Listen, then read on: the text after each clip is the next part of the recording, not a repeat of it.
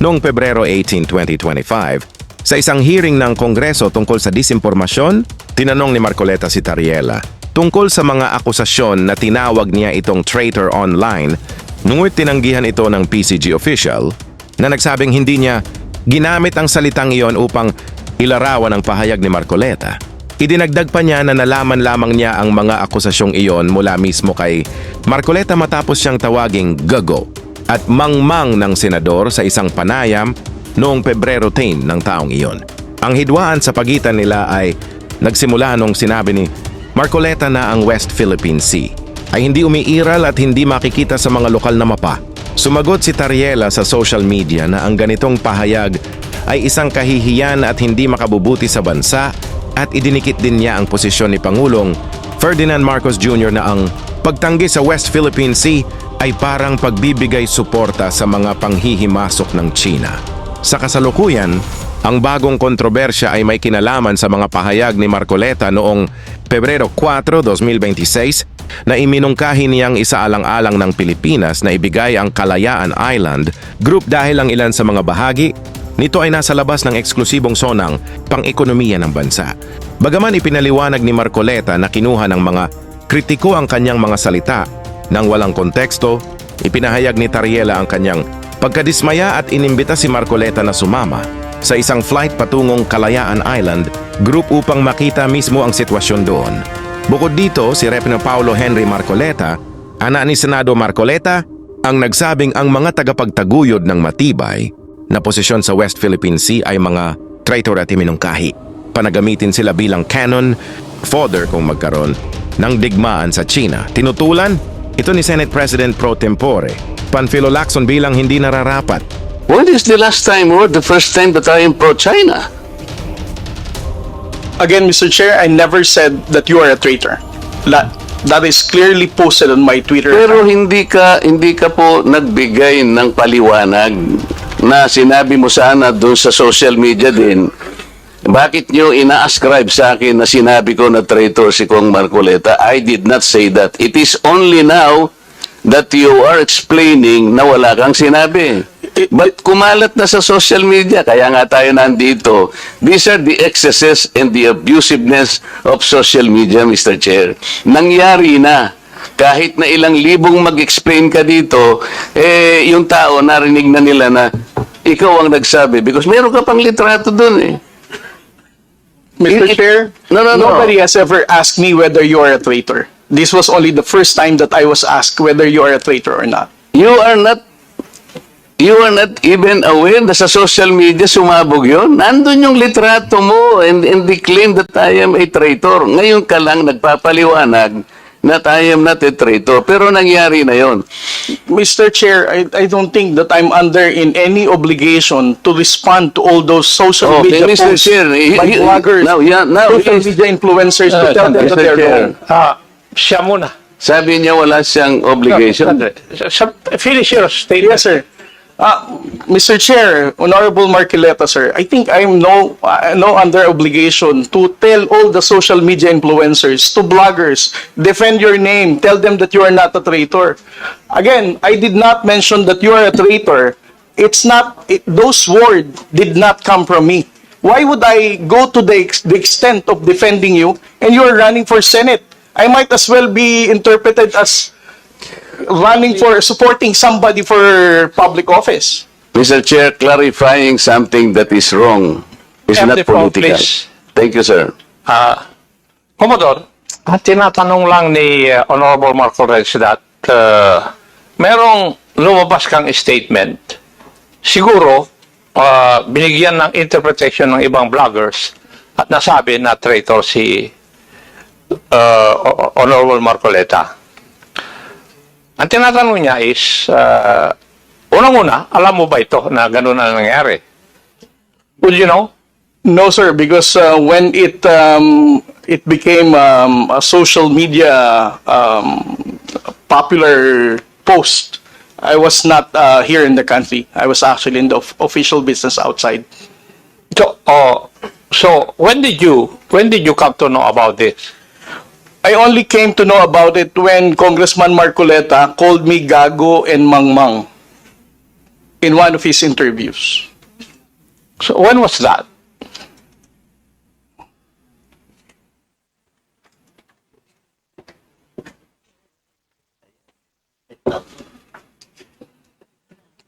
During his interview last February 10, huwag tayong magpagago at magpaka-ignorante katulad ng Commodore na yan.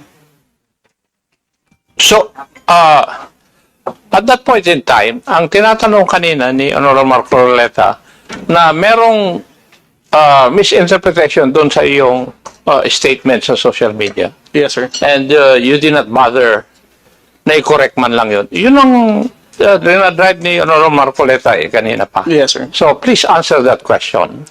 You did not do anything. I did not do anything, sir. Okay. Why? Why did you not do anything? It's because, sir, if I'm going to keep on defending to any, because one, No. Yeah. You are not supposed Yes. to defend me. Yes, sir. Because if as I it said- is true, Mr. Chair, that he did not call me traitor, but it continues to be there and to be consumed by the public through the social media. I think it is his responsibility to deny it if it did not come from him. That is all I was asking. And I think this is not too big for him to do. Yun lamang eh. Yeah. But he admitted that he did not do anything. Yun na nga, that's why I'm asking why is it not important to you to correct something that did not originate from you? It's because, Mr. Chair, the only time I learned about that was when I heard about your interview calling me gago and mangmang. Why would I even defend you if you're calling me gago? As a commissioned officer of the Philippine Coast Guard, being a spokesperson, calling me mangmang, not knowing what I'm saying. But actually, if you will read that context, How would I even the defend act you? of doing it Sandali, is the one that is papasukin mo gago, muna di ba? Yung ganun, not necessarily the person eh. Eh, sabi ko nga sa'yo, kung kinurek mo man lamang yun, because it continue to be there in the social media, Mr. Chair, yun ang nakakasama sapagkat people, hindi ko naman sinabi talaga yun. Mamamatay siya because it came from you. Pero pag hindi mo sinabi at you continue to be silent, akala ng tao, sinabi mo. So that is the problem, Mr. Chair. And I think we are hearing this in order to correct the misconception and misinformation because it continues to spread. If you get the point, Commodore, Mr. Chair. Mr. Chair, again, sir, kung bakit ko po hindi binawi ay dahil nalaman ko lamang po itong balita na ito na nag-spread siya nung nagpa-interview po kayo na ginagago niyo po ako.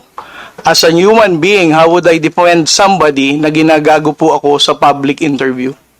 Mr. Chair, kung titingnan mo yung konteksto ng pagkakasalitan, hindi ikaw ang ginagago.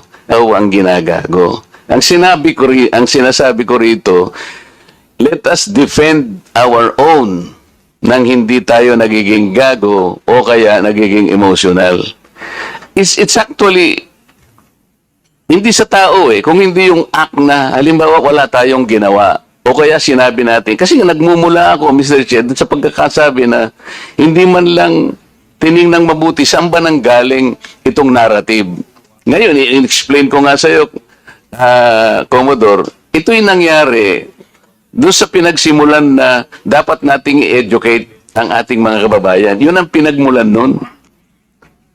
So it is not disservice. I do not deserve to be called a traitor just like that. Kasi ang gusto kong mangyari, lumitaw na ma-informahan natin ng tao na sa ngayon, hindi pa talaga naitatala officially yung West Philippine Sea para malaman ng tao. At yun ang kailangan natin gawin. Pagsikapan natin, pagsakitan natin, ipatala natin, Mr. Chair.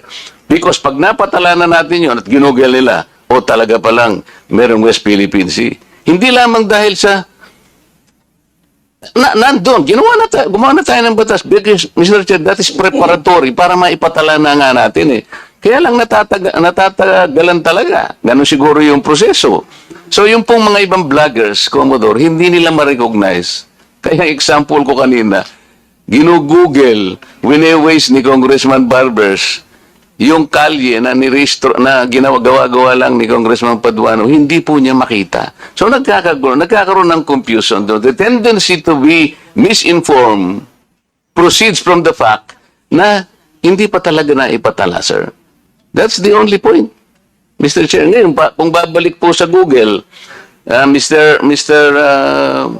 YouTube, ito kumakalat, lumalakad, but you are not doing anything to control this. So, ang daming, ngayon, nagbabas sila sa akin, si Marcoleta, pro-China. Ngayon, may lumitaw na naman through your platform.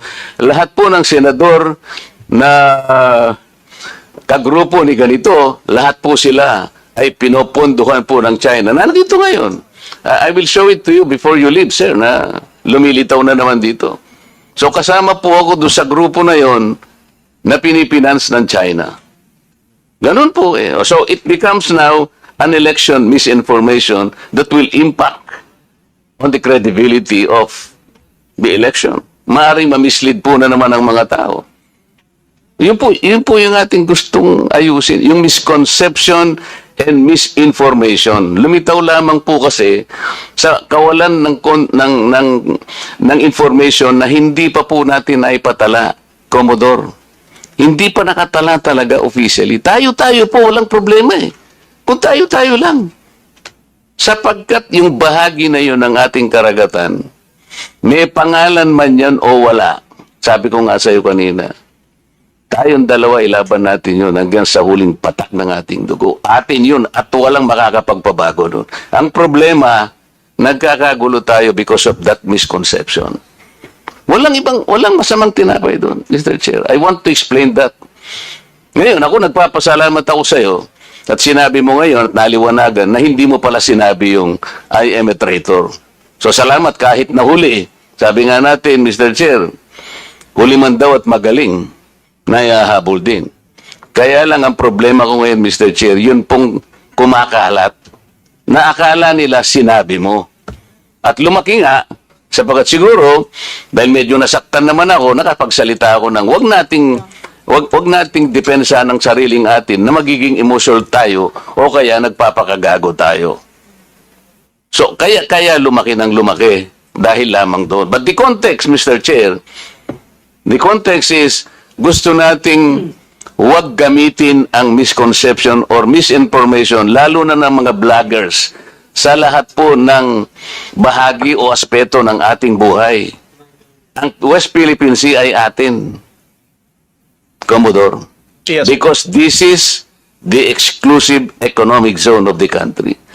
And there is no changing that fact. Kahit anong magbali-baligtarin natin ang mundo natin, atin ito.